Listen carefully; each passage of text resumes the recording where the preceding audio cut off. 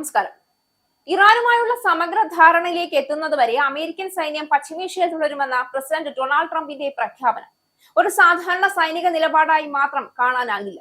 ഇതിന്റെ പിന്നിൽ ഒളിഞ്ഞിരിക്കുന്നത് വളരെ ഗൂഢവും കണക്ക് കൂട്ടിയുള്ളതുമായ രാഷ്ട്രീയ ലക്ഷ്യങ്ങളാണ്.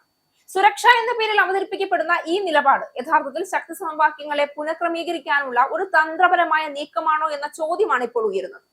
ട്രംപിന്റെ പ്രസ്താവനയിൽ ഏറ്റവും ശ്രദ്ധേയമായത് പൂർണ്ണമായ ധാരണ എന്ന സ്പഷ്ടമായ ലക്ഷ്യമാണ്. ഈ പൂർണ്ണത എന്താണ്? അവരുടെ വ്യവസ്ഥകൾ പ്രകാരമാണ് അത് നിർണയിക്കപ്പെടുന്നത്.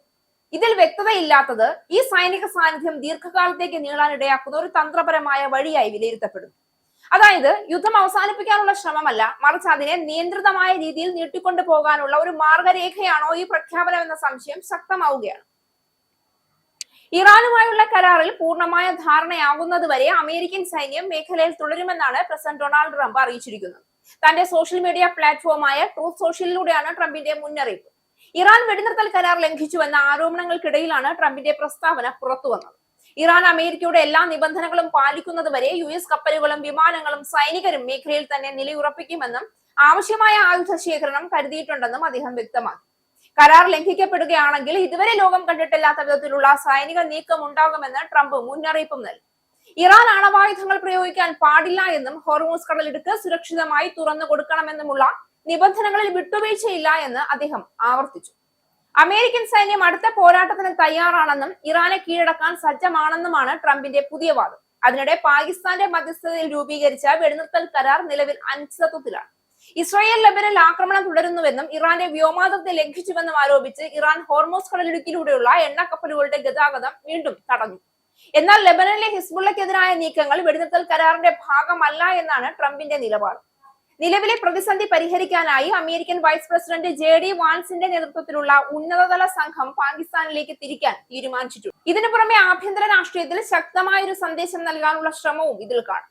അമേരിക്കയുടെ ആഗോള മേൽക്കോയ്മ നിലനിർത്തുന്ന ശക്തനായ നേതാവെന്ന പ്രതിച്ഛായ സൃഷ്ടിക്കാനാണ് ട്രംപ് ശ്രമിക്കുന്നതെന്ന് വിലയിരുത്തുകയാണ്. പ്രത്യേകിച്ച് തിരഞ്ഞെടുപ്പ് രാഷ്ട്രീയത്തിന്റെ പശ്ചാത്തലത്തിൽ ദുർബലതയില്ലാത്ത അമേരിക്ക എന്ന നേരേറ്റീവ് ഉറപ്പിക്കാൻ ഇത്തരം ശക്തമായ സൈനിക നിലപാടുകൾ ഉപയോഗിക്കുന്നതും പുതിയ കാര്യമല്ല. ഇതിലൂടെ രാജ്യത്തിനകത്ത് പിന്തുണ ഉറപ്പാക്കുകയും വിമർശനങ്ങളെ മറികടക്കുകയും ചെയ്യാൻ ട്രംപ് ശ്രമിക്കുന്നതായും കാണാം. അതേസമയം അന്താരാഷ്ട്ര തലത്തിൽ ഇതൊരു സമ്മർദ്ദ രാഷ്ട്രതന്ത്രമായി മാറുന്നു. ഇറാനെ നേരിട്ട് ചർച്ചകളിലേക്ക് തള്ളിവിടാനും അതിനെ കൂടുതൽ അനുകൂല നിബന്ധനകളിലേക്ക് എത്തിക്കാനും അമേരിക്ക ശ്രമിക്കുന്നതായി ഇത് സൂചിപ്പിക്കുന്നു.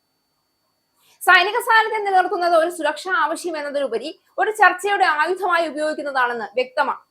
ഇത് സമാധാന പ്രക്രിയയെ സഹായിക്കുന്നതിനേക്കാൾ ഭീഷണിയുടെ പശ്ചാത്തലത്തിൽ ഒരു കരാർ ഉണ്ടാക്കാനുള്ള ശ്രമമായി മാറുകയാണ്. ഇതിനൊപ്പം ഇസ്രായേലുമായുള്ള സ്ട്രാറ്റജിക് ബന്ധം ശക്തിപ്പെടുത്താനുള്ള ഒരു മറുനീക്കവും ഇതിൽ ഒളിഞ്ഞിരിക്കുന്നുണ്ട്.